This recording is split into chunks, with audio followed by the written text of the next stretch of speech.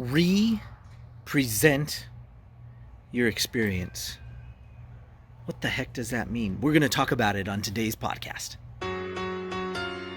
I've spent the last 20 years studying, teaching, and coaching people to find their greatness and take their lives to the next level. Along the way, it's become evident that emotions are at the root of everybody's successes and failures. Worry and fear are the enemies, and it's time to forge the armor and earn the tools to overcome the two things that could single-handedly destroy your future. Hi, my name is Michael Johnson, and I'm a life coach, a peak performance trainer, and I'm the emotions guy. It's time to take back control of how you feel, control of how you act, and control of how you experience life. It's time to become a lifer, a new breed of overachiever focused on living every minute to its fullest. We are responsible for how we feel, and no one and no thing can make us feel anything. Emotional mastery is our journey, and emotional education and intelligence is the key. We are lifers, and this is Magic for Life. What's up, lifers? Michael Johnson here with the Magic for Life podcast, and I'm so excited that you joined me today because we're going to talk about what it means to re-present your experience. This is a big deal because in so many instances, we talk about the changes that we can make mindset-wise to make our life better. And in so many instances, we have to learn some new skills. We have to learn some new ways of going about our daily life and about how things go in our world. And as we learn these new skills, in many instances, people will revert back to the things that they used to do and back to how things used to be. And so I just wonder, I ask you right now, have you ever change something? Have you ever worked to change something in your world from the inside out, and then literally a week later, a month later, a year later, gone back to what it is that you were doing that you didn't like, that negative thing or that thing you were trying to get rid of or change? Many of us do. In fact, you hear about it often in terms of diets, and people go on a diet for a little bit, and that's by the nature of the word diet, right? It's like, oh, I'm going to do this for a little bit, and then I'm going to go back to my old ways. And that is very representative of what it is that we tend to do as humans. We tend to go, okay, I'm going to make this change. And so you work on it, and you work on it for a few days, maybe for a couple weeks, maybe even for a few months or a year even. And then you go back to what it was that you had established as a habit beforehand. Now, in many instances, these habits, these automations, these things that we do, we create in a way that allows us to not be conscious of what it is that we're doing. And so in so many instances, it's about creating these automations, these habits that we can do this with, that we can actually make it easier for ourselves so that we don't have to think. So when you look at some of the high-functioning, highly successful people in the world, you'll find out that they had some automation, some habits that allowed them to have more energy. It allowed them to have more of the presence of mind to be able to do the things they needed to do without using up energy in other places. So, it's noted that maybe Steve Jobs wore the same turtleneck on a daily basis. In fact, I've heard, whether it's true or not, I have no idea, that he had a bunch of those turtlenecks, and that's what he would wear every day. He took out the need for choosing which shirt he was going to wear every day. He just wore the same thing. He felt like he looked good in it. He felt like it was an easy choice. So he would just make that choice every day by having 5 or 6 or 7 of them. Now, I'm not saying that you all should go do that. What I am saying is that for him, he found that worked, and that was something that he didn't need to put any extra thought into. So he automated it. Many of us have done that with our brushing of our teeth. Many of us have done that with combing our hair or shaving or whatever it might be. We found that if we automate those things and it's just not a thought, that we can actually save ourselves some mental energy and some soul energy to be able to make other decisions that might take up a little bit more pressing energy in our world, right? And that's such a big deal. It's such a big deal because we can indeed, and maybe you've felt this before, we can indeed run out of energy on a day to make decisions on the things that are the most important. And maybe you've experienced this. If you have, let me know. If you're watching on YouTube, you can put in the comments what things you've experienced this with. But have you had a moment where you have made enough decisions and you get to a point and something big happens and you just have nothing left, and maybe you've even said it out loud, okay, I've had enough. I'm not making this decision today. I'm going to make this decision tomorrow. Because you just feel like you have nothing left in you to make that choice. This is a big deal, right? Because as you go through your world and in your life, you start to realize that you have to make decisions on a lot of things during the day, and some of them are easy things and some of them are hard things. And we want to set ourselves up so that when the challenging things that come up, we are prepared for. That doesn't mean that you're going to avoid making decisions during your most challenging times. It's nearly impossible. But we can at least set ourselves up for success. And I think that's a huge deal. That is a game changer. Now, how do we prepare ourselves so that we're at least in a space where we can do that?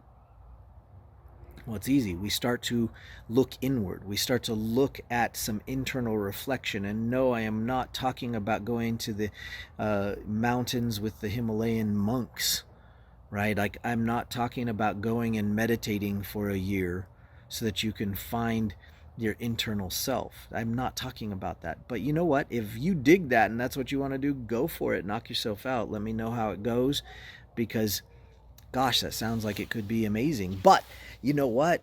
That's not what we're here to talk about. We're talking about how can we do the things that we'd like to do in our world and in our life and still become the best version of ourselves that we can become. That's a great question. Well, in order to do that, we have to have some internal or self-awareness. The fancy word for it is metacognition. And if we can gain that self-awareness, we can learn some amazing things about ourselves and how we handle situations, how we handle the world around us. And that's an important thing, right? Because as we can learn some better self-awareness, then we can start to actually contribute in a way that maybe we haven't been able to before.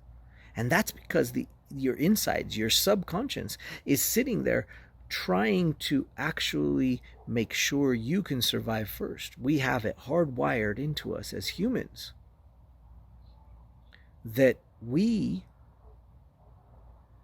have to preserve life for ourselves, then for those closest to us, then moving outward. And it's easily put with this idea that if a doctor was standing on the side of a river, and I don't know where this story comes from. If one of you remembers or have heard the original story, you can comment and let us know. But if a doctor is standing on the side of a river and sees somebody drowning as they're floating down the river, the doctor's natural tendency is to jump in and go save that person. So let's say he did. Let's say he jumps in, goes, swims there, uses all energy, pulls the person out, swims over the side, and just about the time he gets that person out, he sees another person floating down the river. So he jumps in, goes and gets that person out. He's exhausted at this point. But then he sees two more floating down the river. He goes, I can do that. And he jumps in, he goes and grabs both people. They're drowning. He gets them out. He saves them. But the next time he sees three people going in, he's thinking, I don't know if I have enough left to go do this. But the natural tendency is he wants to help people, save people. And at this point, he's in, he jumps in, goes and tries to save the three people. Now all of a sudden he's drowning too. I'm saying he, it could be he or she. I'm not trying to go one way or the other. I'm just proving a point. And at some point, from an outside perspective, as we look at that, we say, you know what? Maybe you should have looked to see who was throwing the people in up the stream. See if you could fix that. But it's a moral dilemma, isn't it? Because you don't want to let the people drown. You do need to stop who's throwing them in. And you also need to make sure that you're in a place where you can do something about it. Maybe you notice that for whatever reason there are people coming in, you can't keep up with them. Maybe you throw a rope across the river to save a lot more. And now it's catching them. Now they can help save themselves. Now, you know, the funny part about it is sometimes when you throw the rope in the river and you get it established, you give these people a means by which to save themselves, to help get themselves out from drowning. And you know what? The darndest thing happens. Some of the people don't grab the rope. Now, why in the world would that be? Interesting part is sometimes you can't even tell that you're drowning. Sometimes you've been living in such a way for so long that you're telling yourself everything's okay. And you don't see that you're drowning, but maybe some of the things in your external world are starting to give you indication that you're drowning, but you're going, you know what? No, I'm totally fine. And you're not grabbing the rope. And so today, I want to take a quick moment and throw out the rope because I'd like to help as many people as I can. But you know what? If I jump in the river, we might all drown. So I'm going to throw a rope. I'm going to put a rope across the river and throw it out there so that all of you that need a little bit extra can grab onto the rope. But you're going to have to pull yourself out, and I'll be there to help you along the way. But I'm going to throw you a rope. In a short period of time, I'm doing a 5-day live mindset workshop. Now, what this is it's for you to be able to help yourself. Now, here's the thing. Sometimes we're seeing success in our external world, but inside we're empty. And I totally get it. Because I've been there. I totally get it. I understand. But sometimes, if you just grab onto the rope, you'll be able to find your way out and take it to the next level, and maybe you can start helping. Throw in another rope, and that's my hope. That's my hope for some of you. Some of you, I hope to get you out of the river.